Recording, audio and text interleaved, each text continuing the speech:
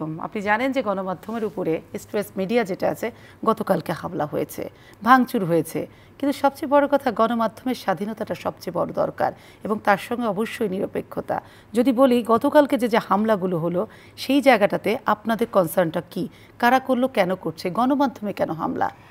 আচ্ছা, আসলে আমি এটা ওপেন ক্যামেরায় বলা উচিত কিনা আমি জানি না, এখানে কারো প্রাইভেসি ব্রিচ হচ্ছে কিনা কোনো কিছু আপনি আপনার মন কিন্তু আমার মনে হয় আপনাদের গণমাধ্যম হিসেবে একটু খোঁজ নেওয়া উচিত ছিল যে গণমাধ্যম হিসেবে গণমাধ্যমের উপরে হামলা হয়েছে নাকি এখানে কোনো ব্যবসায়িক শত্রুতার কারণে হামলা হয়েছে।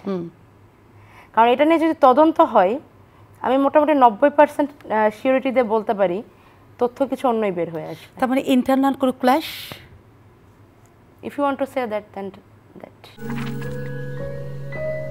প্রতিদিন এমন ছোট ছোট মুহূর্তগুলো তৈরি করে জীবনের গল্প। Hatil, live and relive. তাহলে এই যে এখন দেখা যাচ্ছে যে হ্যাঁ, আপনি আপনার জায়গা থেকে একটা বললেন, নিশ্চয়ই আপনাদের ইন্টারনাল ইনভেস্টিগেশন আছে, আপনারাও জানছেন সেই জায়গা থেকে নিশ্চয়ই যাদের উপরে হামলা হয়েছে। কিন্তু এই হামলাগুলোর জন্য আজকে দেখছি সমস্ত মিডিয়ার তারা বাইরে কথা বলছে, মানববন্ধন করছে, এবং কেন মিডিয়ার উপরে হামলা হবে সেটা নিয়ে সকলেই কনসার্ন। একটা টেলিভিশন চ্যানেল আবার সম্প্রচার বন্ধ হয়ে গেছে। এই সব কিছু মিলিয়ে এই জায়গাগুলোতে আপনাদের ভাবনাটা পরিষ্কার আছে। বিগত দিনের পাপ ক্ষয়, আপনি কি শব্দটার সঙ্গে পরিচিত? আমি তো বাংলা ছাত্রী, তাহলে তো পরিচিত অবশ্যই। দেখুন, গণমাধ্যমের স্বাধীনতা বা গণমাধ্যমের নিরাপত্তা এটা নিয়ে কোনো দ্বিমত নাই। এবং আমি আজকে এই আপনাদের শো থেকে শুরু করে যত জায়গায় গিয়েছি, যতজন মিডিয়া পার্সনের সঙ্গে আমার দেখা হয়েছে, আমি প্রত্যেককে বলেছি হলুদ সাংবাদিকতা শব্দটা বাংলাদেশ থেকে উঠে গেছে। আপনাদের যেটা বলার আপনারা সেটাই বলুন। কিন্তু একই সঙ্গে এটাও তো সত্য যে 16 বছরের ইচ্ছাই হোক বা অনিচ্ছাই হোক রেজিমকে সার্ভ করার কারণে যেই ক্ষোভ বা জনরোষ পুঞ্জীভূত হয়েছে, কোথাও না কোথাও সেই জিনিসটাও এখন আপনি জনরোষের উপরে তো আপনি কন্ট্রোল করতে পারেন না। যদি গতকালকে হামলার কি হয়েছে জনরোষ আমি জানি না, জনরোষ হতে পারে, ব্যক্তিগত দ্বন্দ্ব হতে পারে। কারণ ইতোমধ্যে আপনারা কি তদন্ত করেছিলেন এরা কারা? দেখুন, আমরা তো তদন্তকারী বাহিনী নই। আপনাদের কি ইনভেস্টিগেশন ছিল, জানতে চাওয়া ছিল? ওটাই বলছি, আমরা ইনভেস্টিগেটিভ টিম নই। আপনি কেন এই ব্যাপারে বাংলাদেশের গোয়েন্দা বিভাগ বা আরো যারা রয়েছে যারা খুঁজে বের করতে পারে যে নাগরিক কোথায় লুকিয়ে থাকে? মানুষ পুলিশকে গোয়েন্দাকে বিশ্বাস করে না। এই দেশের মানুষ গণঅভ্যুত্থানের পর ছাত্র জনতাকে বিশ্বাস করে। ছাত্র জনতাকে যদি বিশ্বাস করে, মানুষ ছাত্র জনতাকে বিশ্বাস করে, ছাত্র জনতা কারা আর মানুষ কারা? এখানে কি বাংলাদেশের মধ্যে দুটো গ্রুপ রয়েছে? ছাত্র জনতা গণঅভ্যুত্থান করেছে, জনতার কাতারে হচ্ছে 17 কোটি মানুষ, আর সেই ছাত্ররা এটাকে অর্গানাইজ করেছে, তাদের লিডারশিপে জনতা বেরিয়ে এসেছে। তার মানে আপনি বলতে চাচ্ছেন যে এই ছাত্ররা যারা আন্দোলনে ছিল এবং যারা ছিল না এই আন্দোলনের অংশীদারিত্ব সবাই তো আর আন্দোলন রাজপথে নেমে করে না, তাদের সম্পর্কে ঘরের মধ্যে থেকে গত 16 বছর ধরে যারা এই রেজিমকে এই রেজিমের বিরুদ্ধে যারা টিকে ছিল বা শুধুমাত্র টিকে থাকার কারণে যারা এই রেজিমের হাতে বন্দী ছিল, তারাও কোনো না কোনোভাবে এই আন্দোলনের অংশ। আমি বর্তমানে বাংলাদেশে উপস্থিত গণহত্যাকারীদের মদতদানকারী ব্যতীত 17 কোটি মানুষকে এই আন্দোলনের অংশীদার বলে মনে করছি। অবশ্যই সকলেই এই অংশীদার, কেউ ঘরে বসে করেছে, কেউ বিদেশ থেকে করেছে, কেউ রাজপথে যেয়ে করেছে, যে যেভাবে পারে সে তার মতো করেছে। তাহলে প্রথমে সেই জায়গাটা সংশোধন করা হোক। সবচেয়ে বড় কথা আক্রোশ আর প্রতিহিংসা, পাল্টা তুমি এটা করেছো আমি এটা করব, এটা তো হলো না। আমি এই জিনিসটাই বলতে চাচ্ছিলাম যে 16 বছর ধরে আপনার দেশে যখন অটোক্রেসি চলে, দেখুন স্বৈর শাসনের অনেকগুলা মানে যতগুলো কুফল রয়েছে তার একটা কুফল হচ্ছে স্বৈর শাসনের পতনের পরেও দেশের মানুষ স্বৈর শাসনের সেট করে যাওয়া ন্যারেটিভগুলো থেকে বের হতে পারে না খুব সহজে।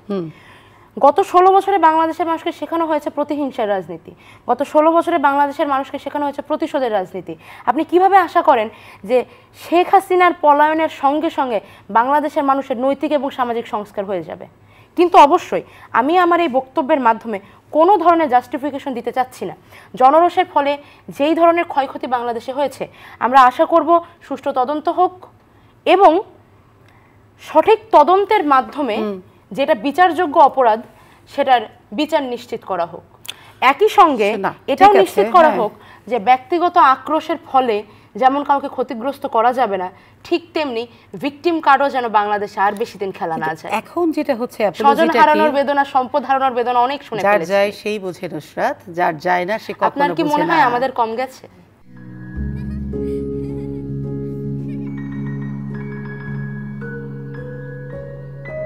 প্রতিদিন এমন ছোট ছোট মুহূর্তগুলো তৈরি করে জীবনের গল্প। Hatil, live and relive. সবারই গেছে, সবারই গেছে, যে চলে গেছে তারও গেছে, তারও সব তো নিয়েই গেছে, তো সুতরাং সকলেরই গেছে। কিন্তু কথা হচ্ছে যে আক্রোশ, প্রতিহিংসা, রিভেঞ্জ, সেটা বোধহয় সেটাকে ঘুরে দাঁড় করানো দেখাটা একদম ভীষণ অন্যায় হবে, কারণ এমন বাংলাদেশ তো আমাকেও অবশ্যই অন্য হবে চাই না। আমরা রাষ্ট্র সেই জায়গাতে আপনাদের আবেদনটা এক্স্যাক্টলি রাষ্ট্র সংস্কারের পাশাপাশি আমরা সামাজিক সংস্কারের কাজকর্ম শুরু করব। ভবিষ্যতে বাংলাদেশে যে নেতৃত্ব তৈরি হবে তারা শুধুমাত্র রাজনৈতিক নেতৃত্ব বা রাষ্ট্রীয় নেতৃত্ব নয়, তারা একই সঙ্গে সামাজিক নেতৃত্বের জায়গাটাও তারা থাকবে। আমাদের অবশ্যই সোশ্যাল লিডার লাগবে যারা একই সঙ্গে পলিটিক্যালি ওরিয়েন্টেড এবং স্টেট রিফরমেশন নিয়ে যাদের খুব পরিষ্কার ধারণা রয়েছে। যতদিন না সামাজিক সংস্কার হবে, যতদিন নৈতিক সংস্কার হবে, ততদিন কখনোই আপনি মানুষের মনের মধ্যে থেকে স্বৈরাচারে তৈরি করে দেওয়া ন্যারেটিভগুলো দূর করতে পারবেন না। নৈতিক সংস্কারকে যদি আপনি পাল্টাতে চান তাহলে আইন করতে হবে। মানুষের যখন আপনি আইন করে দিবেন, সেটা যখন প্রয়োগটা থাকবে, তখন মানুষ যতই অনৈতিক হোক না কেন ওই আইনটাকে সে ভয় পায়। আমাদের দেশে আইন আছে, তার প্রয়োগ নাই, যারা প্রয়োগ করবে তারাই অনৈতিক।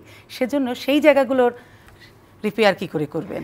আজকে আমি একটা মিটিংয়ে ছিলাম, সেখানে আমাদের প্রধান উপদেষ্টা ডক্টর মোহাম্মদ ইউনূস সাহেব ছিলেন, তার আহ্বানেই আমি ছিলাম সেখানে, এবং আমার সঙ্গে অনেক প্রাজ্ঞ নারী মুখ সেখানে উপস্থিত ছিলেন।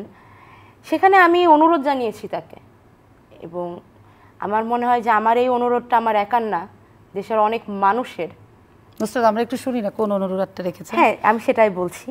সেটা হচ্ছে বাংলাদেশে আইন তো রয়েছে অনেক, আমরা এবার একটু আইনের প্রয়োগ দেখতে চাই। এটা তো আমরা সকলেই চাই, তাই তো বলছি, আইন তো পাতায় পাতায়, পরতে পরতে আইন। প্রধান উপদেষ্টা মহোদয় আমাদেরকে কথা দিয়েছেন তিনি আইনের প্রয়োগ নিশ্চিত করবেন।